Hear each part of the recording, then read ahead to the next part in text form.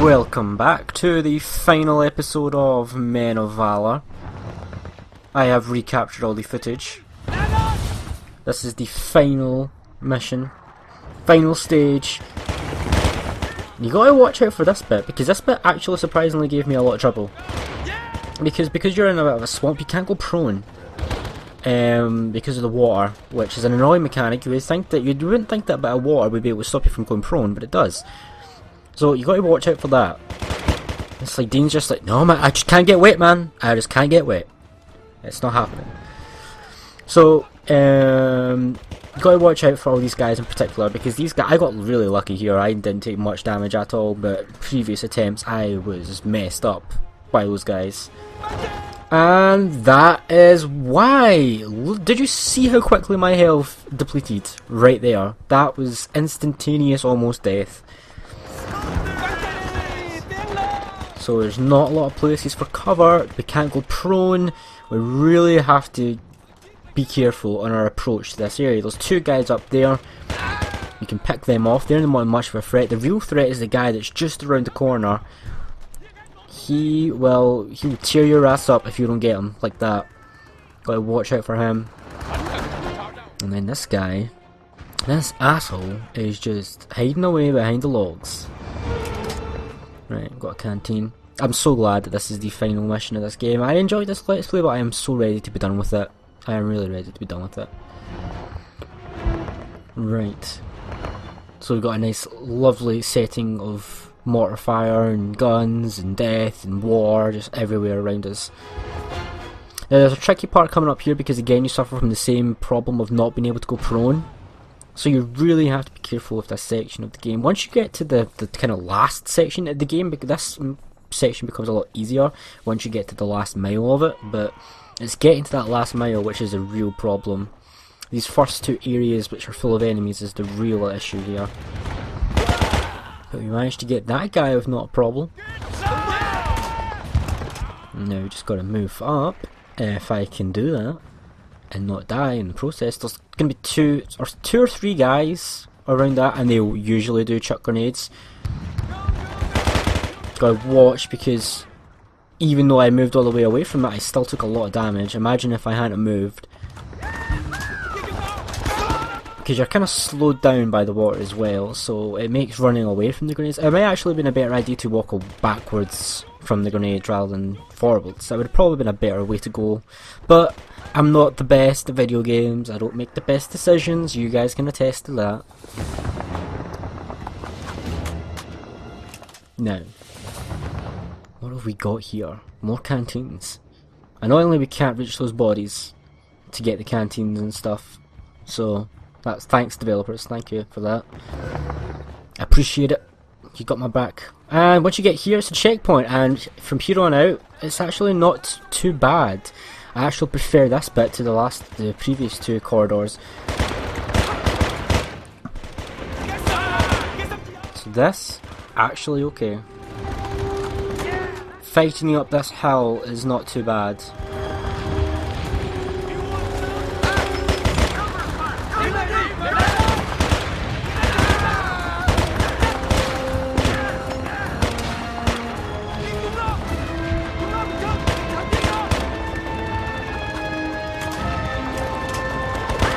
As long as you take your time. As long as you take your time, you don't rush, you stay back, because you actually do have cover here, and you can go prone because this is like a ground area. So you get a lot of benefits back. You should be able to manage to get up this hill without too much trouble. All the guys that we're trying to save are just behind this ridge. So once we clear these few guys and get up this hill, we're at our buddies. Dreezer and Smooth and Jamie and all the good guys.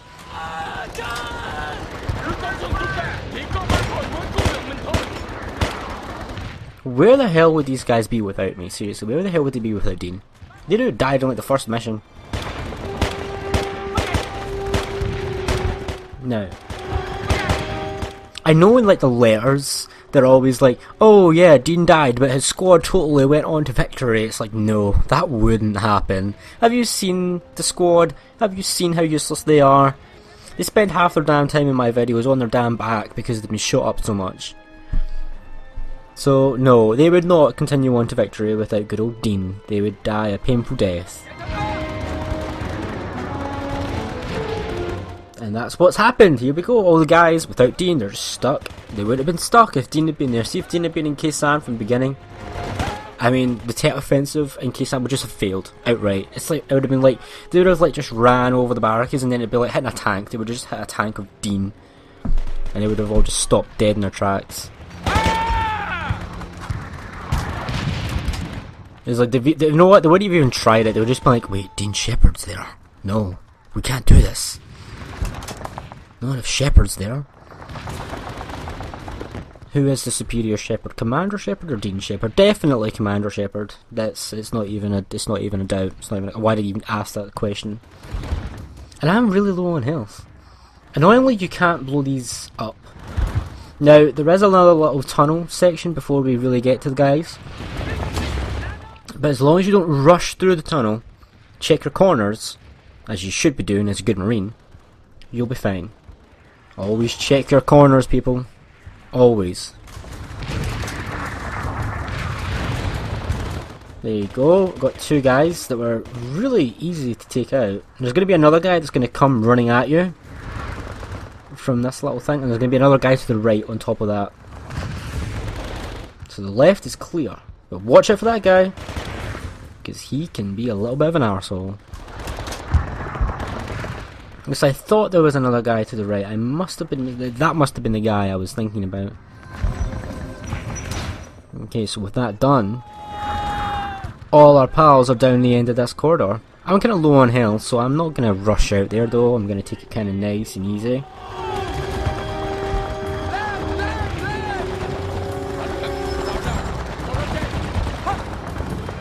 Okay, so we get Smooth, we get Jamie Shepard, we got Greaser. All pinned down quite badly.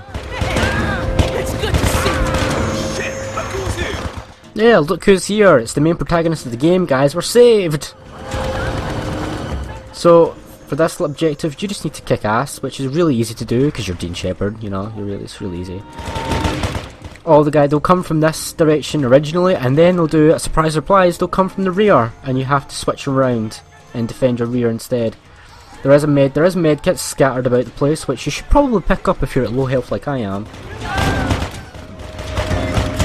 There is also ammo littered about the area if you need the ammo, which I will soon be needing. And there is an interesting gameplay mechanic coming up that we haven't actually seen before, but it's a mechanic that we've seen happen in the game, but we've not been able to do it yet up until now. Which is odd that you couldn't do it before, but we get to do it now, so it'll be interesting to see how that plays out.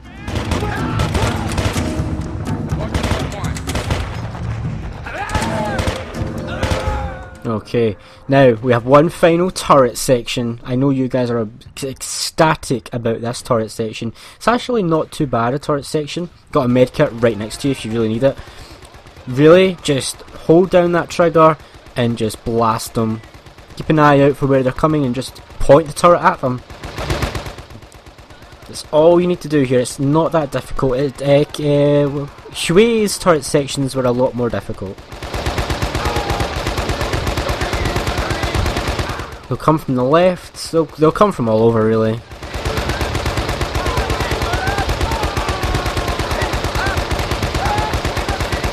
Yeah, it's thrilling. They can't even really get close. I'm just gunning them down like as soon as they even come out the trees.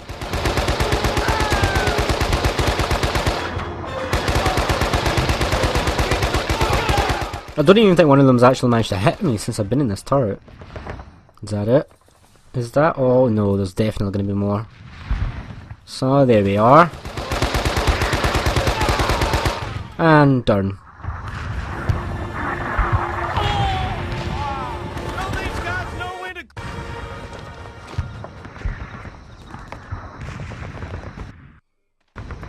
So yeah, we're carrying Jamie over our shoulder like we've seen other Marines do in this game. We finally are doing it ourselves.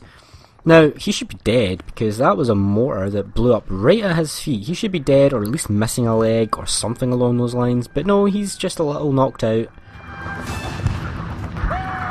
So, Your movement kind of restricted while you've got Jamie, obviously. You can still reload, you can still fire, you can still do all the things. You probably can't change weapons. I don't think I actually tried to. I don't think you can throw grenades, but I never tried to, I don't think. But yeah, it's not too bad. There is a couple of sections where enemies will just pour out and surprise you, but I feel like the enemy AI becomes a lot less accurate when you've got Jamie over your shoulder.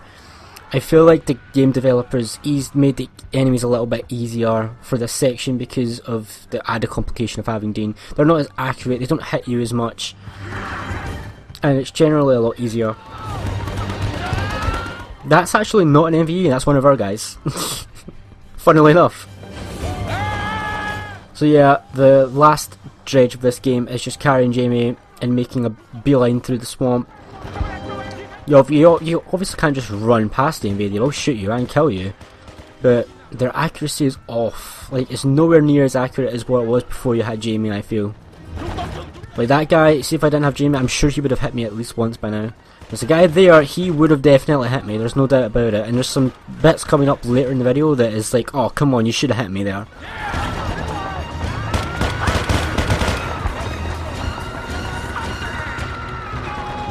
Yeah, like there, for instance, that guy should have came out and you should have shot me, like has happened every other time that is kind of thing that's happened in this Let's Play so far. But no, we have the power of Jamie over our shoulders. He's our good luck charm.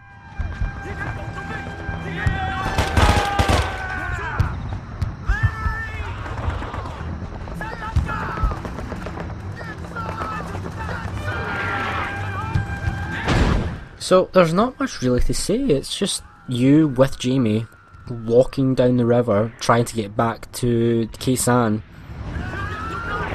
before the jet planes come in with their bombs. Because that's the whole reason you're coming out here, to help Jamie and the crew, is that there's jet planes coming in with them. Well, not quite jet planes because they didn't have that technology back then, but planes coming in with bombs to bomb the Vietcong.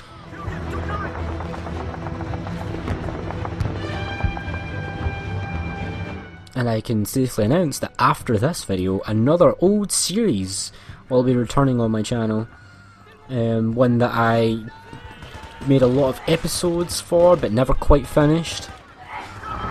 Hint, I made about 85 episodes of it for my channel, but never quite finished it. So if you want, you can go and do some searching on my playlists and see which Let's Play has 85 episodes and isn't finished. And then that will be finished. I actually finished recording that one today. See, right there, 3 of them, not one of them hit me. Not one of them hit me. Another 2, not one of them hit me. Plus a guy that I never managed to kill. So I should have died right there, at least. I should have died over. Someone finally hit me, but it did barely any damage. So I believe that the enemies have been nerfed for this final stretch of the game with Jamie over your shoulder.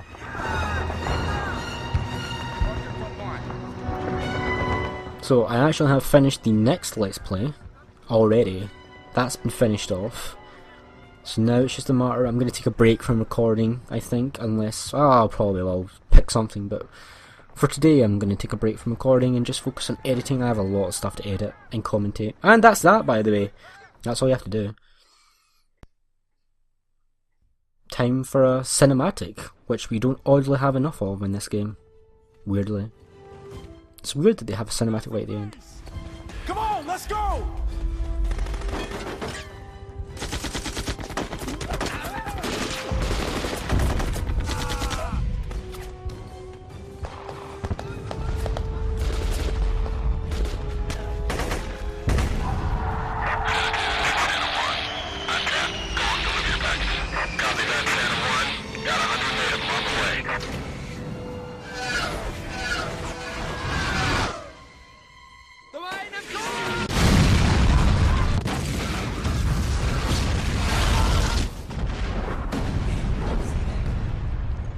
Hang in there, Jamie. We'll get you patched up in no time.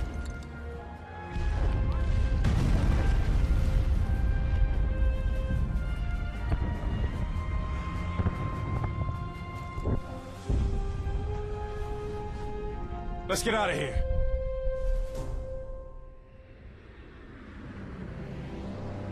Hoss and I caught our Freedom Bird out of Khe Sahn 2 days later. The North Vietnamese took a pounding that last night on the perimeter, and our flight was uneventful. Jamie and the rest of the guys had to stay on for a few more weeks. My brother spent most of his time in a medical bunker healing up. Westmoreland was supposed to arrive and pin some medals on the guys, but he was a no-show. Greaser and Smooth humped those hills for 2 more weeks. Like a lot of short-timers, they had visions of dying 1,000 different ways every day. Eventually, the rest of the guys got back to the world in one piece, but we were all changed. We had been forced to become adults in that little country in Southeast Asia that most people couldn't even find on a map. A lot of civilians don't understand what happened in the war. They don't want to understand, but soldiers understand. And even though I don't see the guys as much as I'd like to, I love them all like brothers. I know that no matter how much time and distance comes between us, these guys will always be there for me. True Brothers in Arms ending there. I actually like the ending to the game. I really wish that the game had made more cinematics like that, like the one we experienced right there with the Vietcong getting blown up. So we have mission statistics, operation statistics, which show you the statistics of that mission and overall operation, but the one important one is the campaign statistics. Look at that. I killed over 1,300 Vietcong. Dean was a machine. He killed a lot of Vietcong during his time over there. And now it's time for the credits. So, what can I say about this game? It's fun. It was a fun game. It had a nice set of characters, I'll give it that. Very nice set of characters. I needed a little bit more depth to the main character, the protagonist. I needed more depth to Dean. Needed more cinematics like it had in the last game because it demonstrated that they could do it. They demonstrated very good cinematics in the very last end of the game, so why was there not more of them? It would have really benefited the game to have those, and at least at the beginning and end of each operation, at the very least, beginning and end of each operation, it would have benefited tremendously. We would have probably also benefited from seeing a cinematic with Jamie and Dean reuniting with his parents because of the letters that we go through. It would have probably benefited from something like that cinematic. That would have done well. Also a little like memorandum of not memorandum, but a memorial to all that lost at the credit scene. I don't think there is one, but it would have been nice to have a little picture of Zeus and Dandridge, etc., and all the ones that we lost over the course of the game. Hoss. But really it was no, it wasn't Hoss, it was Hodges that died. So the gameplay in the game, it was a little clunky at first to get used to, but once I was used to the gameplay in the game, it picked up and became a lot easier to use. It still isn't my favourite first person shooter mechanics. Still not entirely a fan of the way they did the whole aiming system. Could have been better, but it could have been a lot worse, I'll give them that. The missions, the level design was quite, yeah, I like the level design. There was some maps where it was like, but a lot of the level design was quite accurate to how I feel about the Vietnam War. And when I think of the Vietnam War, I think about this game represents it quite well, I think, actually. Especially with the Vietcong and how they were portrayed and their kind of attack tactics of hiding in trees and surprise attacks, etc. So this game does a good job of representing the Vietnam War. In a sense, so actually it's quite an unknown game really to be honest. I just saw this in the game shop for £3 and I was like, oh look, it's a first person shooter, why not, I'll pick that up and maybe let's play it, and here we are with whole let's play done. I'm probably going to start doing that more often, just picking up games from game centres and bringing them back and just let's playing them. So that'll probably be a thing that happens on my channel a lot more often.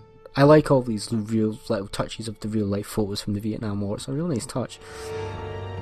But what would I rate this game? What would I give this game? I would probably rate this game. It was not great. It was not horrible. It was definitely average. It was on the higher end of average, I would say. It was a fun experience, but it did leave me wanting it to be done at the end. So I'm going to give this a 6 out of 10. Even then, a 6 might be pushing it. It could just be a 5, but no, I'm going to stick with 6. 4 is definitely too low a score for this game. 5, and it's somewhere between 5 and 6. Definitely no more than 6. Definitely not 7. But overall, this game was worth the money. For £3, I got this for £3, so worth my money. So, not really much else to say. Thank you for being here for this Let's Play. I hope you have enjoyed as much as I have. And I hope to see you next time when we... Well, it's either going to be Dinosaurs 3 next time, or the new Let's Play that's coming back. So, we'll see. Until then, take care.